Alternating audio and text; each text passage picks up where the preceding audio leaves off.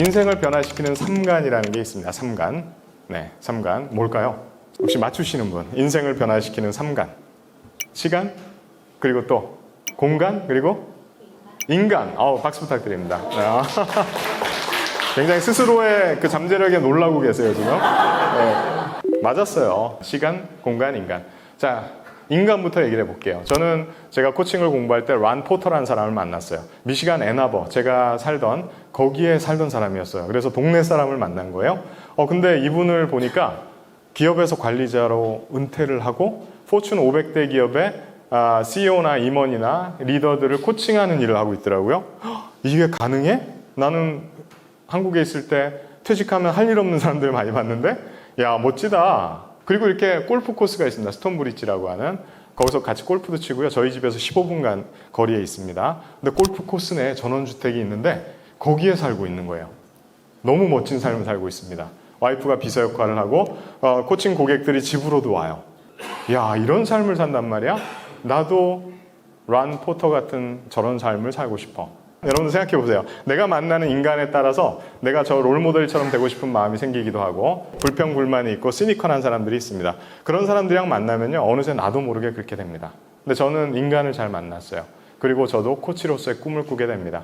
나도 퇴직을 하면 저런 삶을 살겠다. 두 번째, 시간입니다. 우리가 진정으로 소유하는 것은 뭐뿐이다? 시간뿐입니다. 부자나 가난한 자에게도 시간은 동일합니다. 만일 나에게 86,400달러가 매일 입금이 돼요. 여러분들 어떻게 하시겠습니까? 86,400달러가 내 통장에 입금이 된단 말이에요. 근데 그거를 써야 돼요. 네, 저축을 할 수는 없습니다. 다 써야 돼요. 남는 거는 소멸됩니다. 그리고 다음날 86,400달러가 또 입금이 돼요. 여러분들은 어떻게 하실까요?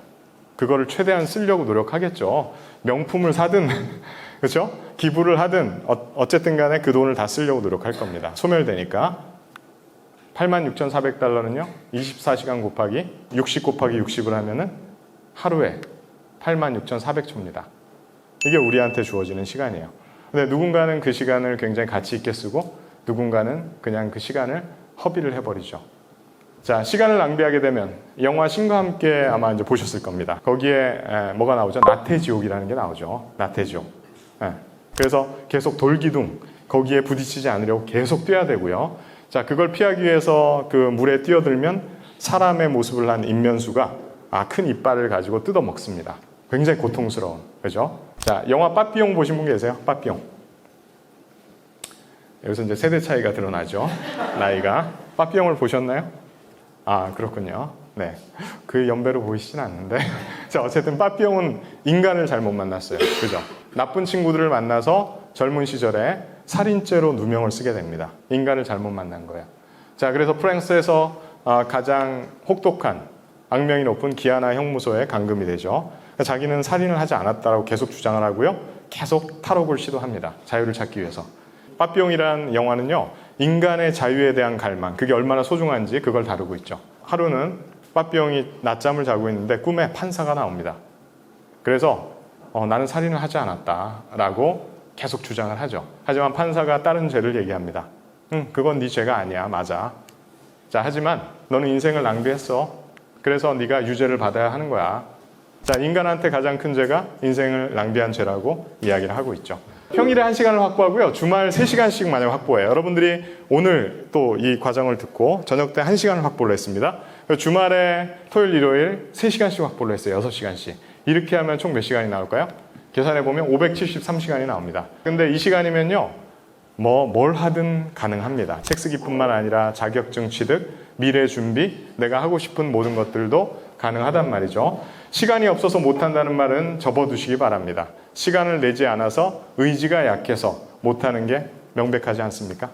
프로와 아마추어의 차이는요, 프로는 시간을 관리해요. 바쁜 일상 속에서도 철저하게 내 시간을 확보합니다. 자, 하지만 아마추어는요, 내 시간이 어디로 갔는지 몰라요. 다른 사람을 위해 쓴 시간이 있어도 나를 위한 시간은 없습니다. 늘 바빠요. 시간에 끌려다닙니다. 자, 그래서 퇴근 후 1시간, 주말 아침 3시간의 힘을 한번 믿어보시기 바랍니다. 같이 읽어볼까요? 자, 시작. 네, 시간이 흐른다고 미래가 되는 것은 아닙니다. 자, 이것도 읽어보겠습니다. 시작. 그렇죠. 낭비한 시간에 대한 후회는 더 큰 시간 낭비입니다. 똑같은 방법을 반복하면서 다른 결과가 나오길 기대하는 사람을 아인슈타인은 뭐라고 했을까요? 정신병자다. 내 삶이 더 나아지길 바라면서 내가 달라지는 건 없이 맨날 똑같이 합니다.